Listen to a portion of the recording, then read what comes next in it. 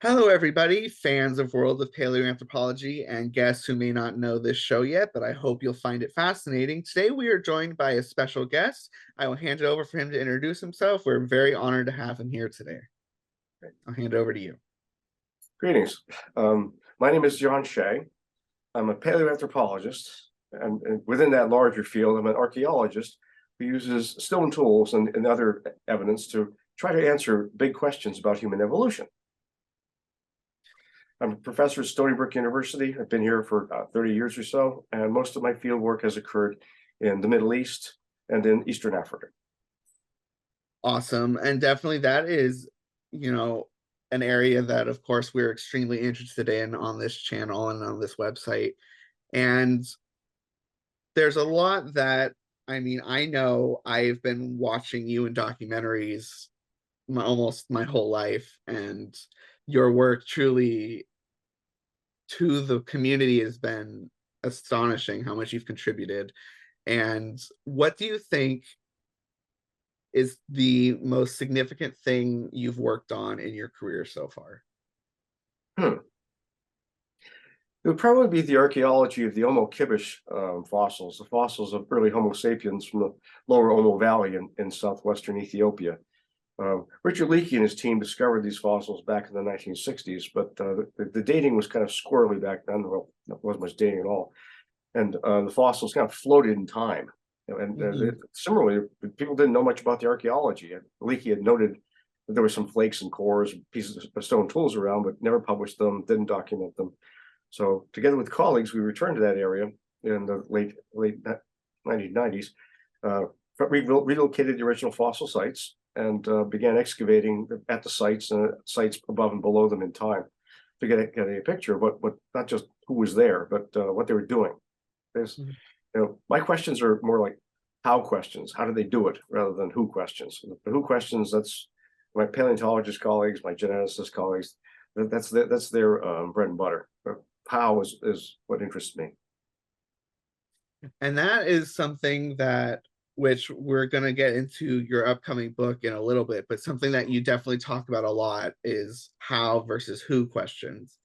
And I think that is something that I had not heard being put that way specifically, but it made perfect sense when I had read it. And it's really, I think, important that people understand which questions they're asking in order to get the proper answer. Well, nothing wrong with who questions, but Right. they deserve scientifically valid answers. The trouble is that the ways archaeologists and others have been trying to answer these who questions aren't scientifically valid. Basically, you can't prove them wrong. If you say these two piles of stone tools were created by the same tribe of Neanderthals, there's absolutely no way to tell whether that's false or true. It's hit me like a thunderbolt one day. I was sitting in a scientific meeting, and my colleagues were arguing about how many different flavors of the early Upper Paleolithic organization industry there were. And I was sitting there and I realized this is a waste of time. I'm bored and my legs work, so bye. I come at it from a different perspective. I've been making stone tools kind of as a hobby since I was, I don't know, young teenage years, and I brought that and another interest in bushcraft and wilderness living and things like this with me to college and then to graduate school, which it was I got kind of unusual amongst my graduate cohort. When my fellow graduate students learned bushcraft, it was to survive in their field sites in case of an emergency. For me, it's something fun to do in the woods. So I started trying to think about these stone artifacts not as expressions of culture or expressions of identity, but as clues to the kinds of activities that people undertook. They're kind of like, for me, stone tools are kind of like animal tracks. They're not necessarily intentional, but they're potentially accurate indications of what a creature was up to. Whether they're hunting or they're resting or they're fleeing, or just knocking around. You can tell these things through animal tracks, and it seems reasonable to try to take this approach to the stone tool evidence. So how did you said that you started getting interested in your early teenage years. How did that come about? It was complicated. The nearest thing I think, I might be able to actually find this. Hang on one second. Behind me. Yeah, there it is.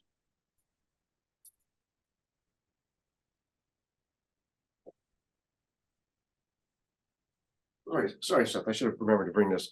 No Back in problem. 1968 or 69, we had a tremendous blizzard in Massachusetts.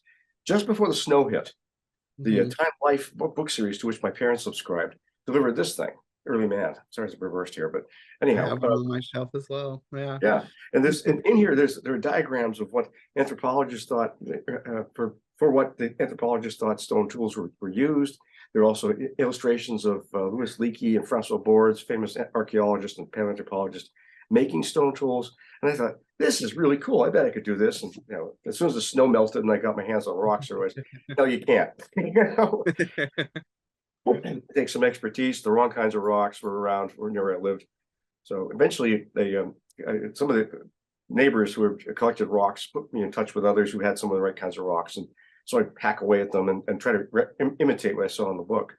I'd go down to the beach, in Cape Ann, in Massachusetts, and get the kinds of rocks that Native Americans would use, and it was fun. And eventually, as teenager boys will, my interest tracked in different directions. But when I went to college, I started, reading books about paleoanthropology and archaeology, and they were just a bewildering variety of named stone tool industries, and the whole of these books. It's like these books were designed to repel people and to make you not want to study archaeology. It's just like, I look at the pictures and I could make copies of the tools, and I showed them to my professors, and where'd you learn to do this? And I said, well, experimenting, experimental archaeology.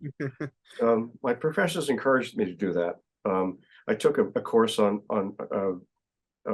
rocks and lithics and mechanics at MIT. I was a senior at Boston University, and this was an opportunity open to graduate students. So I made enough of a pain in the rear end of myself that BU allowed me to take the class at MIT. I did a few other things and then ended up at Harvard University studying with Glenn Isaac, the Africanist archaeologist. Now, I got lucky. Glenn was of the same mind I was, that a lot of what archaeologists have written about stone tools was nonsense, and it needed a reformation, and it needed a fresh look. It looked unprejudiced by previous ideas, with no reverence for ideas simply because of their antiquity within the field, and that appealed to me. I liked overturning things like that. I had to do it on my own. Professor Isaac passed away early on in my graduate training, but his successor, Ofer Bar Yosef, professor from Hebrew University in Jerusalem, and later at Harvard, allowed me a long leash, as he said. He said, go for it. He would say, I know you're on the right track because you have everybody pissed off at you.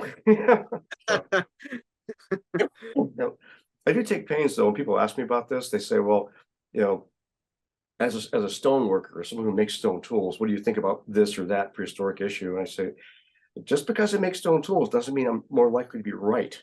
It just means I have maybe more or different sorts of hypotheses than other people do. I still have the same burden of proof to try to express my ideas in ways that my colleagues can investigate with evidence, and if they're wrong, prove those ideas wrong.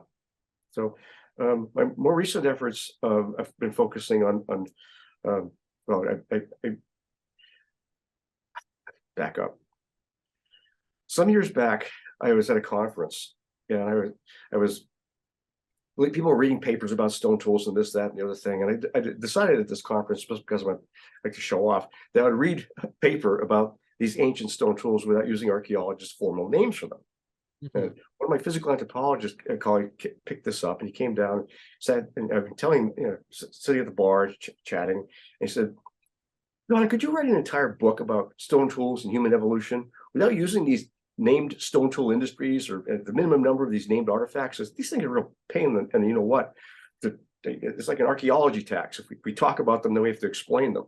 And I thought, challenge accepted. So I wrote the Red Book and about stone tools and human evolution, mainly for my physical anthropology colleagues, who had many of them had just said, we can't use this archaeology stuff; it's useless to us. So I said, all right, well, rather than organizing it the way archaeologists do, I'll look and see what are the big differences between humans and living non-human primates, especially chimpanzees, our nearest relatives. And in terms of each difference, so they have big fangs, we have small teeth, we walk very efficiently bipedally, they walk quadrupedally. We have language, like I'm using right now, they have vocalizations, and so on. For each of these differences, I try to figure out how should this affect the archaeological record?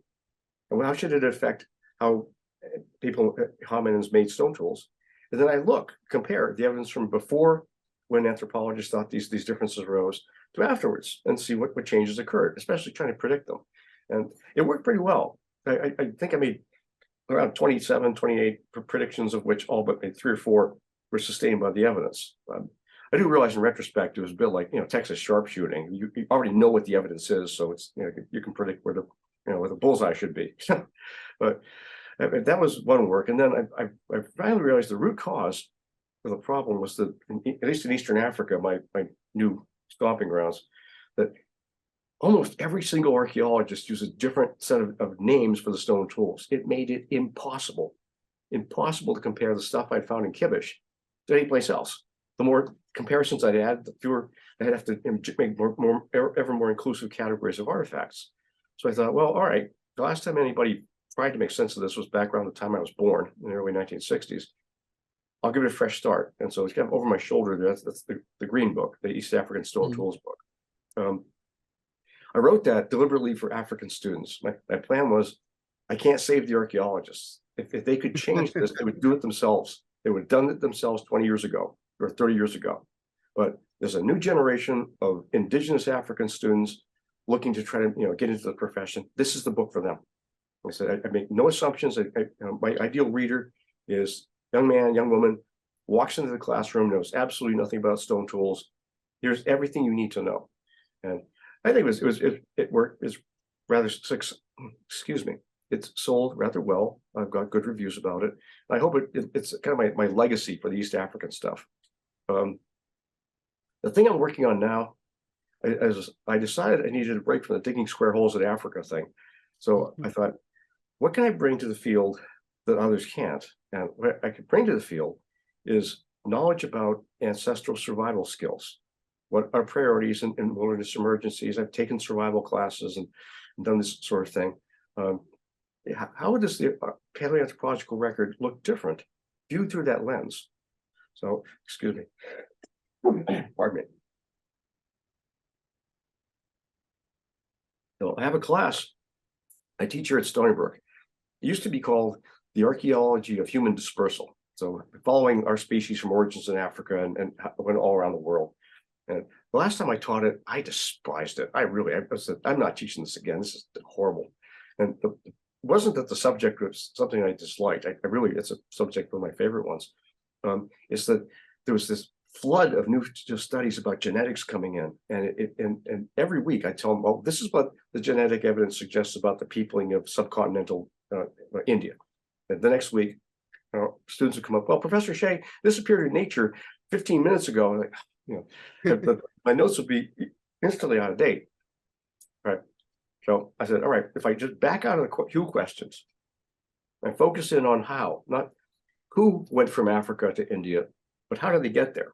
And I don't mean arrows on the maps, how do they get there? And what did they need to do differently to survive in India that they didn't need to do to live in Arabia, or that they didn't need to do to live in Ethiopia?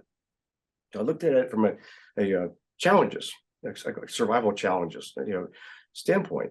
And it resulted in, I think, a very different perspective. It turns out, number one, you don't really need all those names for stone tool industries. I don't think I used them except but in a footnote or two to clarify them.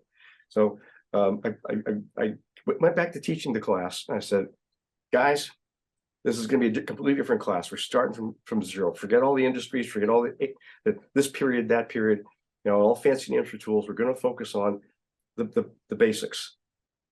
How do they administer first aid? How do they obtain shelter? How do they obtain water? How do they secure food? How do they communicate with one another? And if they had to move, how do they do it? Just those, the basic 6. And what I found is, that humans could have moved fairly far and without making too many major changes to their ancestral adaptations within the Asian and African tropics. It's really not until they got into colder habitats or very much drier habitats they had to do things differently. And I started teaching the class again. I decided to change the title, so I changed it to The Unstoppable Human Species. My colleagues, my dean, I guess, because it's just to be a question mark on the class title. So of course I took it away in the book title. So there you go. So what I'm trying to do is to create a new perspective. I don't call it a paradigm because that nobody knows what a paradigm shift is until long after it occurs, but a new perspective on human evolution and archaeology's ability to shed light on human evolution, one that asks questions about how did they do it, rather than until our colleagues devise better ways of answering who were they. Mhm. The who were they questions are, predictably falsifiable. Every time, if Homo habilis made these tools, and then you find the same tools with Paranthropus. Like, oh, okay. Maybe Homo habilis was invisible. It's like, yeah, right. They put in their invisibility cloak. That, I mean, everything that you just talked about is absolutely fascinating to me. And I don't even, so many questions came to mind on where I could go next with this. Well, So, ask away. what, when you're talking about, just so, my channel is about communicating to people who may not necessarily know even the basics of paleoanthropology or anthropology. So when we're talking about stone tool, complexes and groups, can you Yep. describe that a little bit? Okay. Here's what happens. Okay. Here's what happens. When archaeologists excavate, they find hundreds or thousands of stone tools all scattered among one another in a layer of sediment. They assume, because that layer of sediment samples a relatively small amount of time, days, weeks, months, years, centuries, whatever, the people who or hominins who created those stone tools were the same people. Well, literally across hundreds of years, but ancestor and descendants, and it was more or less the same kinds of creatures. There's nothing in geology predicts that's correct. But at any rate, when archaeologists find these collections of stone tools, or assemblages they call them, they give them a name, and they identify the distinguishing features, things that appear differently among these groups of assemblages from other groups of assemblages, either at the same age elsewhere, or younger, or more anciently in the time column of a given region. So these industries, they call them, usually get assigned to one and only one hominin author.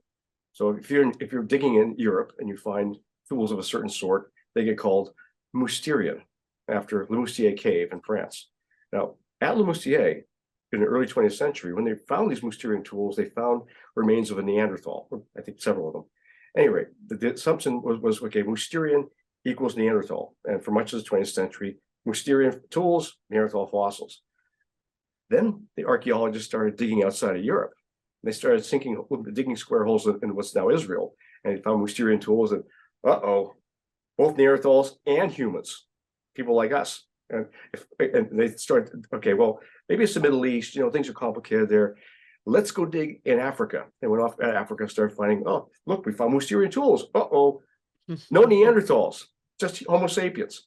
So these industries are a way archaeologists group together stone tools from sedimentary deposits based on similarities and differences among the sorts of tools and tool making strategies that are in evidence among those stone artifacts.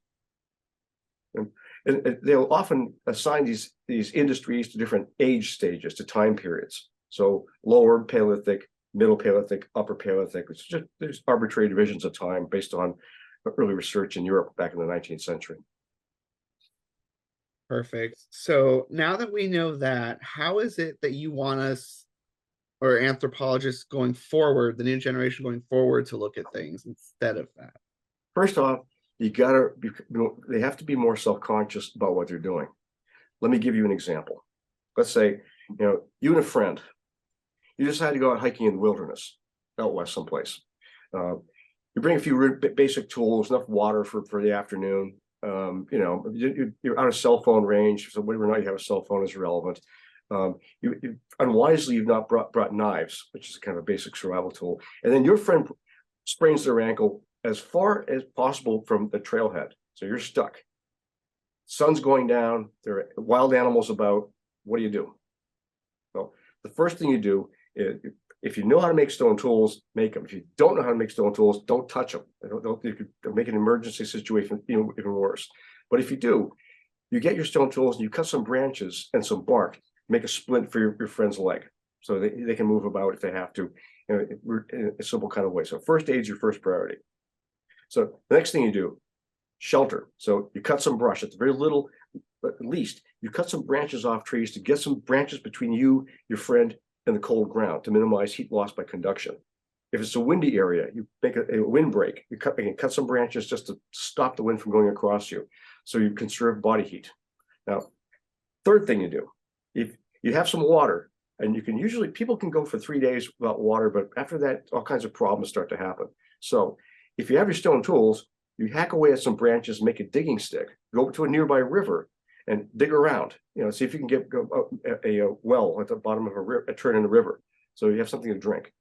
I would say if you're smart, you brought some halazone tablets that you could pop into the water to purify it, or some tincture of iodine, a few drops, but 5 drops per liter, and then you're good to go.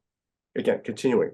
You don't really need to forage for food unless you think you're going to be stuck for weeks. People can go for weeks without food, but it's a morale booster.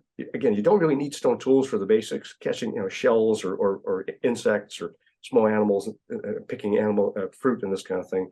But if you're digging, it could help. Okay. That's food. Now, transportation. If you think you're going to have to self-rescue, you get a couple of sticks, cut some branches, you cut some cross branches, you make a travois, a carrying platform with which you can drag your friend to safety. And as you start moving, you will think, all right, I've been out a day or two, maybe people are looking for me, maybe there's other people out here I can signal. You have your friend bang rocks together to make noise. And just in case if somebody's looking for you, when the rocks fracture, you throw the little rocks out behind you, like Hansel and Gretel in the children's folktale. Freshly fractured rocks look different from eroded rocks. So if a ranger is out there looking for you, they'll see these freshly fractured rocks. They would survive any rain that might erase the trail. And they'll say, all right, people haven't made stone tools in this area for a long, long time. These are freshly fractured stone tools. This gives me a hint that this may be where the search and rescue people are going, the people are searching for it. Now, that example, I gave you an example of the present day. If that happened 4.5 million years ago in Eastern Africa, do you know what the archaeologists would do? They'd find your stone tools, and they'd spend decades trying to figure out who made them. Whether was it Paranthropus, was it Australopithecus, was it early Homo? They'd speculate. They wouldn't spend too much time trying to figure out what you did with the stone tools or how they managed to rescue you. So that's the kind of information I'm going for. How did earlier hominins and early humans use stone tools and other artifacts to overcome survival challenges? And in the book, I argue it's the integration of some very basic survival skills that we all possess. We may not know we possess them. We may not have the words for them, but they're skills. They're things we possess and things we can improve with practice. So, for example, we can walk and run a long, long distance, miles. Apes don't do that. They move short bursts, you can't outrun a chimpanzee, but a chimpanzee could not survive if forced to run a marathon.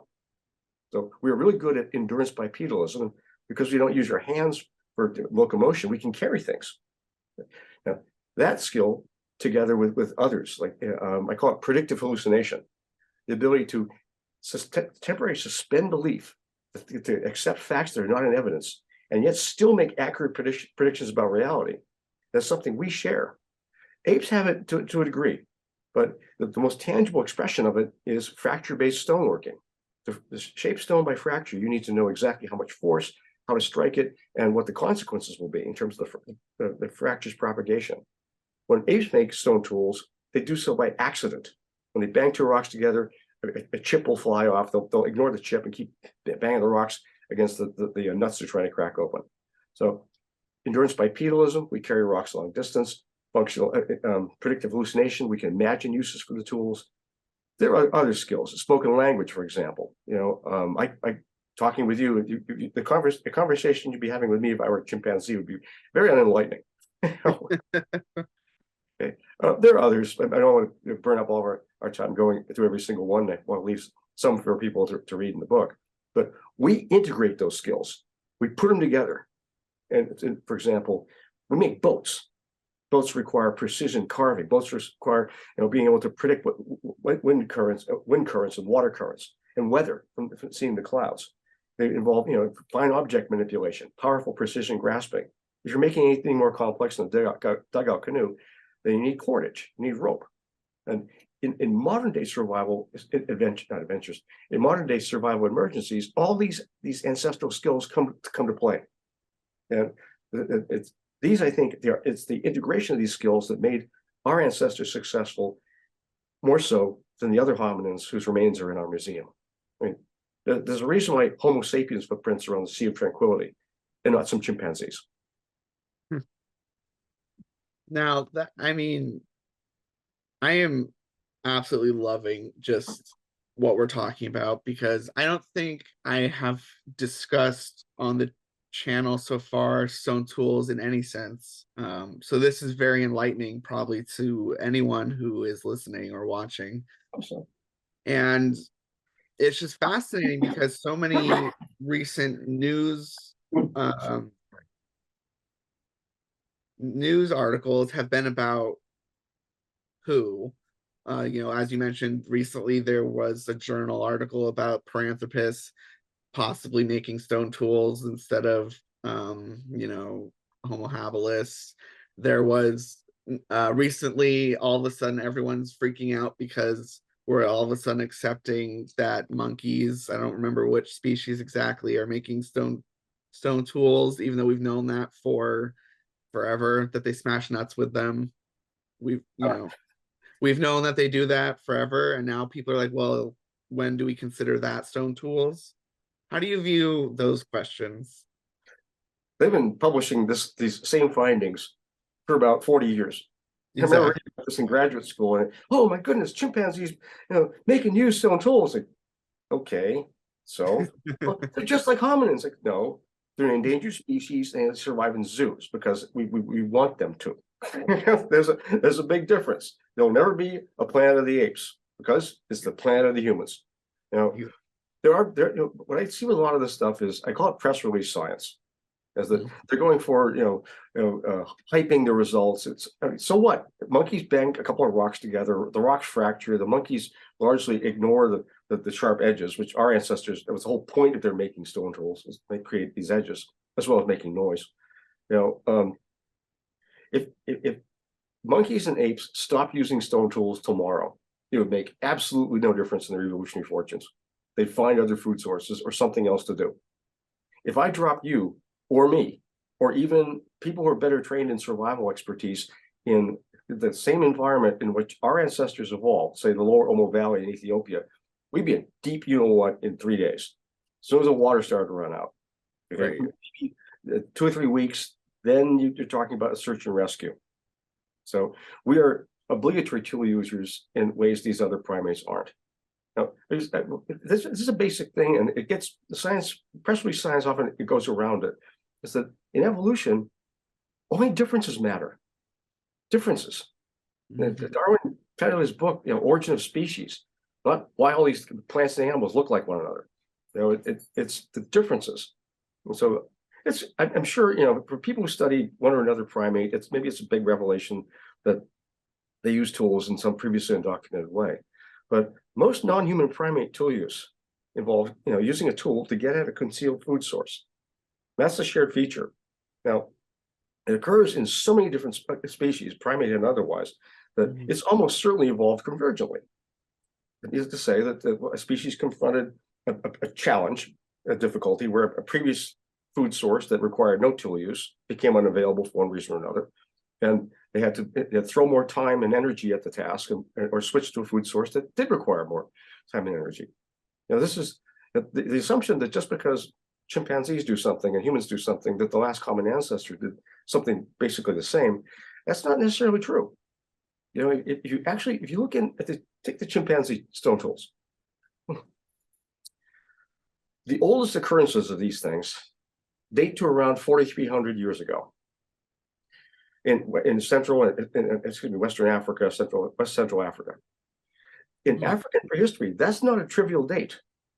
That's a time when farmers are starting to extend their range south out of the Sahara, and agricultural practices imported from Southeast Asia are starting to make an impact on Eastern Africa. That's about the point you'd expect humans to be starting to transform the landscapes. These four equatorial African forests are not, they're challenging places in which to grow crops because they're full of trees. So what humans do, they cut down the trees and they burn them. So it's entirely possible that chimpanzee stone tool use is a recent phenomenon. That as farmers moved into these forests and started preying on the apes or destroying their habitats, because that's what we do in ecosystem engineering, then chimpanzees and others had to seek out food sources that required stone tool use. I could be wrong about this. There's a simple way to test it. Find a chimpanzee stone tool using site that's 1 million years old. Yeah. There have been claims of people have found, well, a claim that a Miocene age site, I think it's 12 million or something like this in Kenya, a place called Fort Turner, exhibited a battered pebble, a pebble with some pecking and damage on it that indicated it had been used as a hammerstone. And the claim wasn't accepted. It was made in the 1960s and popularized and briefly, and more recent scholarship suggests that pebble was naturally damaged or it rolled in from a higher level. But it doesn't escape notice. The person who made that claim about the battered pebble was Louis Leakey, one of the few people who does research on the Miocene who knew how to make and use stone tools. So he knew how to recognize them. Most of my colleagues, many of my colleagues who work on these ancient time ranges don't take formal instruction how to recognize stone tools. So I don't know, is it that we don't see stone tools around the time of the last common ancestor? Is it because that last common ancestor wasn't making and using stone tools? Or is it because the people looking for their fossils don't recognize them as stone tools when they see them? So Now, this brings up something I'm interested in that I wish was still open, but it closed, I think, last year. Speaking of Louis Leakey, I love the man, but what do you think of the early man site in California that he claimed there were early human stone tools there? I do not think it is an anthropological site. I think it's a geological site. Right. The story about Leakey's involvement in that is a lot more complicated than is popularly portrayed. He was not, racing out there. Oh, he found early man. He was out there doing a book tour after he sustained a pretty awful head wound that complicated his cognition. And oh my. Well, and I think people made, again, this press release science, the full court press. There's lots of archaeological sites around the New World where people have what they claim are artifacts that are vastly older than the rest of the archaeology. These outlier sites have really enthusiastic proponents, and so they will not say no. But they're tools. No, okay, I'll get another expert. So they persuaded Leakey, who was very old at the time and maybe not right in the head at the time, to give his vote of approval. And well, as I understand it, I've seen examples of these artifacts that they gave to the Peabody Museum at Harvard. I was a grad student there. They're selected. The ones they selected and given to the museum look like they could be artifacts, but they're selected a dozen artifacts out of hundreds of thousands that look like gravel. So there's artifacts or gravel issue. So I don't think they cling to this. Oh, Calico Hills. Louis Leakey said it's a real artifact, real site. It's like, you know what? That's appeal to authority. That doesn't work in science. That's the opposite of science. That's religion. It says here in the Bible, this site is 110,000 years. Oops. Yeah. I'd like to see it. If they really want to make these claims, they've got to come up with an objective test determining that these objects are products of human activity that can't be explained by natural processes. Now, that's tough, but they're also making extreme claims. No two stone tools are identical. Of all the bajillions of stone tools hominins have been making for the last 3.4 million years, no two of them are identical. So this isn't like zebra bones, which are more or less the same with variation in age and nutrition. So extraordinary claims require extraordinary proof. That's what Carl Sagan said. So that's well, in the Africa book, the green book here, I tell students, don't get involved in this stuff. These chronological outlier sites could potentially destroy your reputation at an early stage in your career. I know that from personal experience. I'd rather not I'm not going to get into it. It was caused a split between me and one of my early mentors in the profession. It wasn't very pleasant. We did reconcile before he went off to the great archaeological dig in the sky. But it's a subject that people should only engage with after they've established themselves professionally. Yeah, that makes perfect sense. So let's talk a bit more about your book. All right. So, of course, as you showed it a moment ago, if you want to hold it up again real quick. There you go. The Unstoppable Human Species, of course, by Dr. John Shea, The Emergence of Homo Sapiens in Prehistory. This book, of course, you sent me a PDF to read, which I appreciate. I enjoyed it quite a bit. Um, and I love the fact that it happens to coincide with this little phase I'm going through where I'm really interested in survival stuff right now. I have been on Oh, and off, cool. but Nice. it just happened to coincide right now with this phase I'm in. And so it hit, a perfect note. And it is so different than other paleoanthropology books because of the lens that you're viewing it through, that you said, where it's survival and how did they do things versus the who. And I think it's important that we have a different view than the usual. And I learned so many things about, again, the hows that I didn't think about before, that it's not that it's not apparent, you just don't necessarily sit and think about it. So what was your inspiration for writing this book? I say in the preface is that a class that I truly enjoyed had become one I despised. I think the chronicling the dispersal and the movements of prehistoric humans shows us at our best. We face challenges, we get together, we solve problems. And we do this in ways that no other animal does. In terms of scale of organization, the only thing that outstrips us in terms of scale of organization are ants. And they organize themselves around pheromones. We organize things around speech and language and excuse me, these sorts of things. I think the how prehistory organized around how questions is something everybody can identify with. They can say, I've been cold, I broke my toe. I understand, first aid is important, or I've been cold, or I've been dehydrated, or suffer from hypothermia. These are not trivial things. Everybody can relate to them. If I say, this is how they made stone tools, that's the common heritage of all humanity. Everybody has a stake in that. When I tell my students how not to freeze to death, they can apply that in their commute to campus in the winter. When I tell my students these kinds of scrapers define the Pharisee Mysterion, it's like, okay, well, remember that for the exam. And after the exam, I see them walking down the hallway. Okay, there goes the Pharisee Mysterion. It's more engaging. And, there's a larger issue in the book, and it's the who versus how questions, and it concerns how you view population movements. My colleagues, when they write about prehistoric population movements, they use the term migration. Pretty much as a catch-all. For anybody's moving anywhere, they're migrating. But if you look at history, actual historical migrations by people involve large groups of people, so hundreds or thousands on the move, moving vast distances, so hundreds of kilometers, doing so with stored food they've grown, or that's their cattle and their sheep and things coming along with them. It's a big enterprise. And when they move from one place to the next place, they retain their culture. So, for example, the folks who were settled in Salt Lake City, the Mormons, retained elements of their religion that they developed in the eastern part of the United States. That moved from Illinois to Salt Lake City. And similarly, my mother's people, I've forgotten what they did, but they got sent out of France back in the 1700s.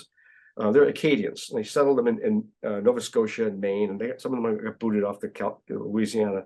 But if you go there, they still speak the same late medieval French. They still do the same folk dances and things like this. That's what happens with the migration. There's a signal between the source that's maintained between the source and destination. Now, this is what archaeologists have been looking for in deep time prehistory and consistently failing to find it every single time they try. So the alternative is dispersal. Dispersal is when individuals or small families set out. They split away from their group, go to either unoccupied territory or insert themselves into a human population previously established.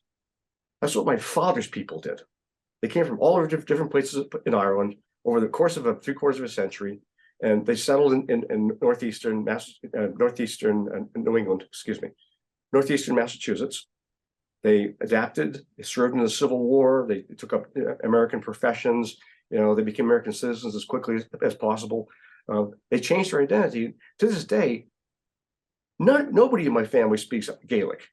I mean, I don't think my brothers or I have ever, none of us ever been to Ireland. I've flown over it once and looked down. Okay, yeah, it's green. I get it. And we had the Irish relatives come visit us one time about 10 years ago. And my brother's like, John, you won't believe these guys. We got nothing in common with them.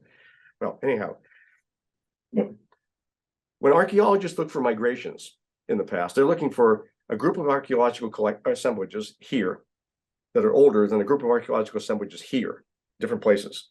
And they draw the line with an arrow connecting them. They don't find this. Deep time, shallow time, you don't find this until after people invent agriculture and pastoralism. But instead, what you see is the signature of dispersals. People show up in a place they weren't present previously, and they're doing something completely different from what they did in the area we think they moved from. So if people move from India, Southeast Asia, and settle Australia, the stone tool record of Australia does not look like the stone tool record of Cambodia or Laos or Bangladesh or India. They change their culture like that. So the key argument of the book is that we're looking for the wrong thing. And for most of hominin evolution, our ancestors dispersed. And in dispersing, they had tremendous incentives for learning new cultures, for learning new languages, for fine-tuning their adaptations. Why little kids learn languages so well? It's probably because they've had millions of years of sexual selection encouraging them to be able to learn languages really well as children. Many of my students here are the family translators for their grandparents who came from the old country, who have not yet learned English. So this isn't just deep time prehistory archaeology stuff. People throw the term migrations around because it's not sexy, but it attracts attention. For all one person's migration is another person's invasion. Just ask your Native American neighbors. And so when politicians describe climate change refugees as invaders, or people from Africa invading Europe, or people from Southeast Asia invading Australia, or migrating, they're mischaracterizing those movements. Those movements are actually dispersals. Whole villages in Ethiopia and Eritrea don't just pick up stakes and move to Italy. It's one or two individuals at a time. And very often one person, maybe with a kid by themselves, was supported by finances from back home. And the same thing here in the United States. Whole villages don't uproot themselves from the Valley of Mexico and move to New Hampshire. Individuals do, and they settle, they assimilate, and our culture is far stronger for it. So I think this lesson from deep time prehistory resonates for modern day issues that are far more serious and important than what people were doing with stone tools a million years ago. Fair enough, definitely. So now, even though it might not be as important, going back to stone tools, for someone thinking about prospective students and people who are interested in lithics, and whether they're Neanderthal lithics or whoever made them, how would you suggest getting started? Learn how to make and use them. Learn how to make and use them. Learn how to make and use them. It's not rocket surgery. There are plenty of people. They call themselves flint knappers. There's all kinds of places to learn this. I think there used to be a Boy Scout merit badge called Indian Lore, where you do some of these sorts of things. It's probably called something else nowadays. Anyway, you just type in flint knapping school, and in your state, you'll probably find dozens of them. Here in Long Island, there's three of us. Okay, there's one guy in Massapequa, there's one or two out in the Shinnecock reservation, and me. But you know, every graduation here, I sent people out who know how to do this, and and sometimes my students, I say I can't have time to teach this. They go off and learn from somebody else. So if you're going to study stone tools, learning how to make them, and most importantly, learn how to use them. You know, a lot of archaeologists' ideas about stone tools are, think, well, this kind of tool was used for this, and this kind of tool was used for that. And they treat the stone tools like the blades on the Swiss Army knife. Like, you know, if you can't use the corkscrew to cut cheese, okay, and no matter how much you try, the scissors will not get a wine bottle open. So they treat stone tools as specialized, when in fact they're really more generalized, and they're versatile. People get the idea that, oh, you can use these stone tools forever. They get dull really fast.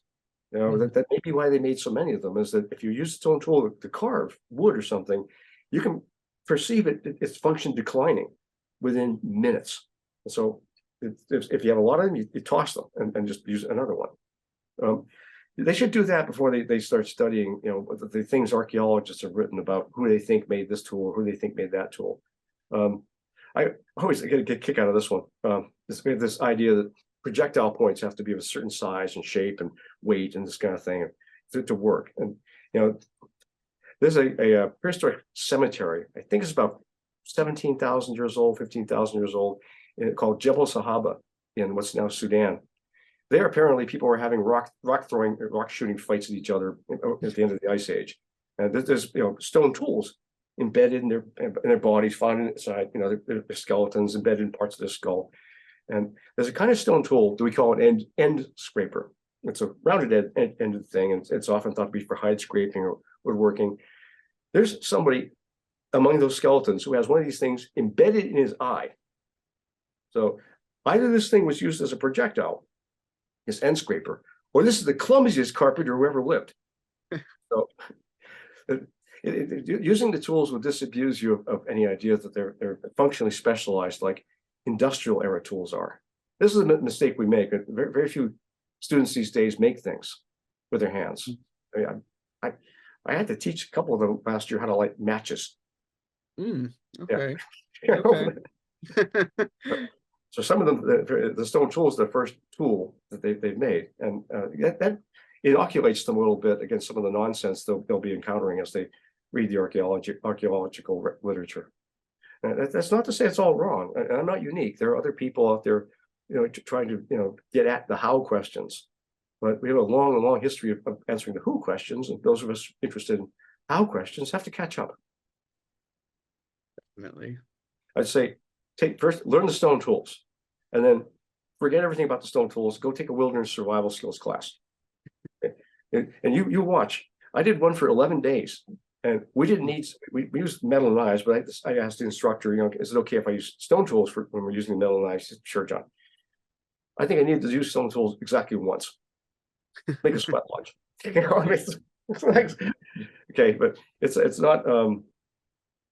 Stone tools are a lot less consequential in survival and bushcraft than people make them out to be. And so I'd say equip yourself with some practical experience making and using stone tools, and equip yourself with some you know, bushcraft experience. That'll hold you in good stead when you start, you know, studying the stone tools. Also, be patient.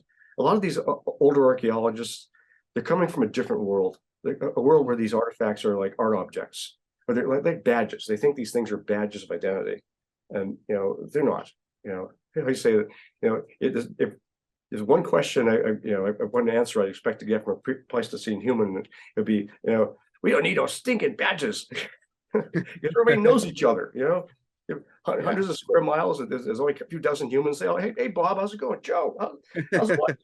The conversation strangers where badges matter were probably things they talked about for generations. You know, here, Joseph spotted somebody he didn't know. Ooh. What was he like? Did he have two heads? No, one head. He had different kinds of beads. You're kidding. Oh my. You know, You're serious? it's a Yeah. landscape of human people. They don't need badges. That makes a lot of sense. Yeah. So I was asked a question recently, and I think I answered it correctly, but I want to make sure. The question was, the example was a cave in Croatia, Neanderthal cave, and there was something like 54,000 lithics found, lithic tools. does that mean there were 54,000 crafted tools or 54,000 flakes that came off per se, and they're all tools? Like what constitutes being counted in an assemblage if there's just tons of rocks all over the place? Okay. I guess. Archaeologists, God bless them. You got to understand, stone tools are the most alien things archaeologists find. You Mhm. know, if an alien spacecraft landed in the middle of campus here, of course, the classes are canceled. Um, I venture a guess that the artifacts we'd find in it wouldn't resemble, our guesses about them would be wildly off. You know, we share more evolutionary history with a tulip than we do with any extraterrestrial.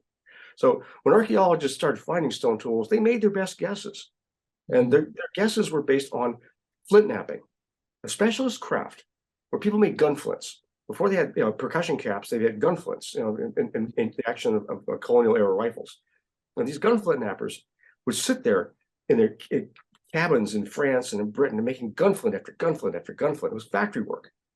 All the other things that weren't gun flints, they called debitage or waste, like wood shavings in the carpenter shop. That's the French word debitage means dry waste, production waste. Anyhow, archaeologists decided that the things that had retouch on them, chipping on edges, those are the real tools. And this other stuff is waste. For the first 100 years of archaeology, they threw away the debitage. They only started saving it in like the 1950s and 1960s. Now, here's the deal. Stone tools are clear and convincing evidence that hominins were present. No two stone tools are alike. So differences among debitage, among these little flakes and things, can give you some information about who was present at a site before you.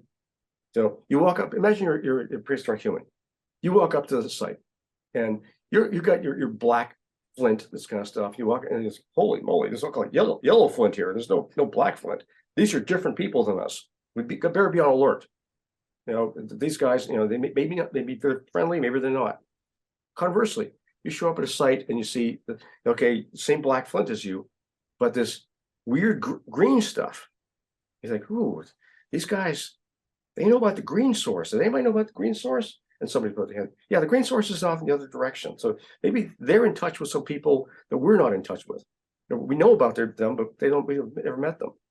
Or worse, you find a nice habitation site. There's water, there's a cave. You look around and there's no stone tools. Why? Think about the cave. Think about what lives in caves. Bears.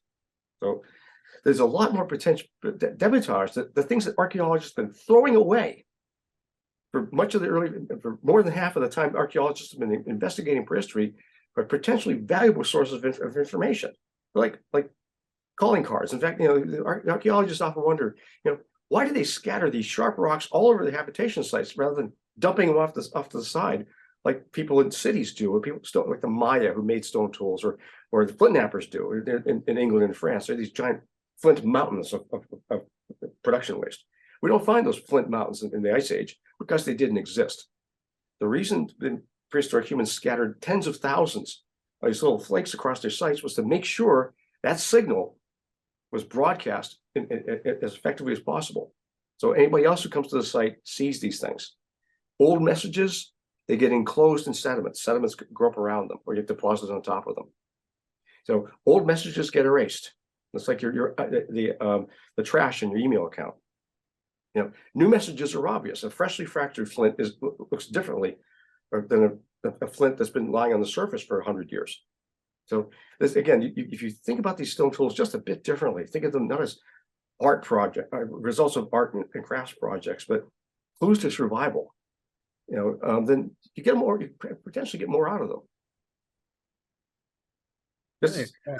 debitage is social geography clues. I'm reading this paper in a couple months here. I fully expect the usual mob with pitchforks and torches, but I'm used to it. That is so. When we're talking about, this reminds me perfectly, it's not about lithics, but it's exactly kind of the same thing where you're saying they were throwing the debutage away, and that could have been something that relayed messages and information to us. And similar To each when other, to each other. to each other. Well, I mean, You weren't like thinking about us. archaeologists can no, nothing from. Well, they didn't know we'd exist. No, I mean, I don't. the archaeologists can get information from the Oh, dead yeah, return, yeah, right? yeah. Okay, so it just reminds me of how we can now get DNA from sediments, Hmm. caves, but we've ignored that and just thrown sediment away for the last 100 years and not Okay. saved any of it. To be, So it to just be, reminds me of we need to just look at things differently and think everything could be involved in what humans were doing. but you got to remember too that with the genetic evidence, people didn't think it was possible to recover this DNA from those fossils until very, very True. recently. You know, it was a prospect. It was something you read about in science fiction, but it's only become science reality probably within the last decade and a half. Right. Yeah. The other thing is you got to be critical. Again, press release science kicks in. Just because you got evidence that humans and Neanderthals DNA is in the same level of a cave doesn't mean they're at literally the same time. Right. Not any more so than having their bones in the same sediment means they're literally historically at the same time. It's geological at the same time, which could be decades or centuries or millennia. So the only way you're going to find out who made which stone tools is you find a skeleton with one of the tools in their hand. You know, and even then it could be something that somebody put in his hand. You know, Right. take this to the happy hunting ground. I just found it over there. You know, so it's an interesting prospect. It'll run its course. A lot of these things they make a big splash. It takes 10 years. In 10 years, people start asking questions, and then there's a retrenchment, a reassessment of the more outrageous claims, a reinvestigation of the more credible ones, and a dismissal of the ones that are no longer supported. It's a cycle. Of course. Yeah. And that is science. And That's that the way it works. At least is I do. science. And I think that is a perfect place for us to conclude this absolutely fascinating and wonderful conversation. Dr. John Shea, I want to thank you so much for coming on. Is there anything you want to leave the viewers before we go? Yeah. Always work as hard as you can. Never quit, or at least know when to quit. But don't quit. If you persist, you'll get where you deserve to be. So as I say to my students at the end of the class, never quit. You're here because you didn't quit. It's I hope it inspires students. I think it will. I think it does. And I mean, I'm inspired already. So thank you again so much for coming on. And we'll see you next time. Very good.